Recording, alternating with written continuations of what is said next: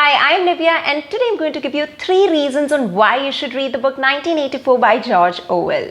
Before that, I'll give you a quick introduction on what this book is about, not getting into the details of characters, just a glimpse of it. So have you watched this very popular show named Bigg Boss, wherein contestants are being locked in a house and 24/7 they are being monitored through cameras and Bigg Boss is watching them, which is later telecasted to us.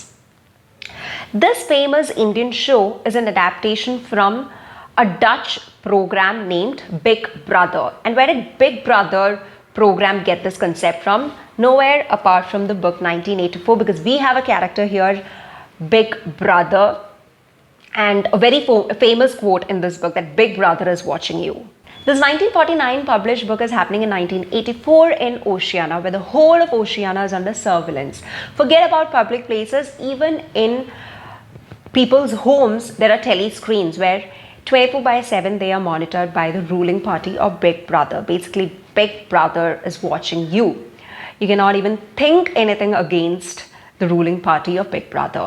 There are thought police who identify the traitors for thinking against the administrator's authority. Actioning something against the authority is even anyways far away. And it's not difficult to identify the people who think against the ruling party, because they are under surveillance all the time. Plus, even their one's own children do not hesitate in betraying their parents by pointing out to the authority that my parents are thinking against you, because everyone or almost everyone thinks that thinking against the authority, the ruling party, is completely wrong. People are punished for having thought crimes, and the punishments are very severe. It can even extend to death.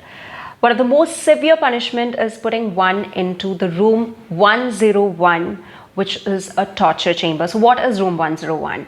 In room 101, a person's worst fear is manifested. The ruling party identifies by various means of investigation and spying what the worst fear of that person is, and uses that fear against this person in room 101. So if you are a xenophobic, hundreds of dogs will be roaming around in room 101 and you'll be put in midst of these dogs. Now coming to the 3 reasons why I would suggest you to read this masterpiece. And the first one is Newspeak. This book introduces us to a new language, Newspeak, which has limited words. And really we get to understand the significance of having words in a language. So Newspeak has limited words, which means you have limited ways to express your opinions, and in turn means easy to oppress you. The easiest way to take away freedom of speech is limiting the words. The authorities decides exactly what you need to speak or think, because you think with words. So in this book, for Big Brother, individualism is a crime and totalitarian is celebrated. So the best way to achieve it is just take out the words which the authority do not want people to think about. And this way the authority will not allow people to evolve. And hence they will believe that there is only one truth, which is the authority itself. The second main reason why I want you to read this book is to understand that the past can be controlled. It can be rewritten by the ruling authority to mold it to their needs. Because who controls the past controls the future, and who controls the present controls the past. And hence there is no truth, which is linking to the next point. Read this book to understand that human minds can be controlled.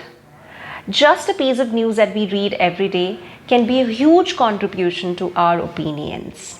So now let me just sum up all these 3 points in order to understand how bad things can go when the words are limited, when human mind and past can be controlled. Let's say all the mathematical books are burned and the next generation is being told that 2 + 2 is equal to 5, then that becomes a truth. This book clearly and easily shows that even a grown-up person's brain can be tamed to make them state or believe that 2 + 2 is equal to 5. There are 3 parts in this book. From part 1 to part 3, how the ideologies changed, that is eccentric. So as I said, when you sum up all these 3 points, you get one real major point or question that remains with you after reading this book.